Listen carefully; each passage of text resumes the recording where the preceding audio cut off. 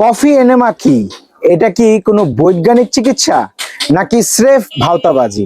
মলদ্বার দিয়ে কফি প্রবেশ করিয়ে শরীরের টক্সিন বের করা বা নানা রোগ সারানোর দাবি করা হয়। আমাদের বাংলাদেশে বর্তমানে কিছু ডাক্তার রয়েছে, 2-3 জন ডাক্তার, যারা এই কফি এনেমাটাকে আসলে বাংলাদেশে পপুলার করেছে। কিন্তু আধুনিক চিকিৎসা বিজ্ঞান অনুযায়ী এসব দাবির পক্ষে নির্ভরযোগ্য বৈজ্ঞানিক কোনো প্রমাণ নেই।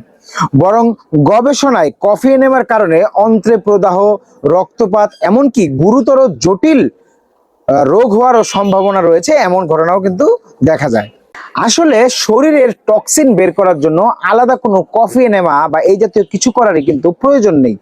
আমাদের লিভার ও কিডনিকে স্বাভাবিকভাবেই এই কাজ করার জন্যই কিন্তু আসলে সৃষ্টিকর্তা হয়তো তৈরি করেছেন। তাই ডিটক্স বা রোগ সারানোর নামে নিজের শরীরে কফি বা নিজের শরীরের মলদ্বারে কফি এনেমা করা আসলে কিন্তু মোটেও সঠিক বা নিরাপদ কোনো পদ্ধতি নয়।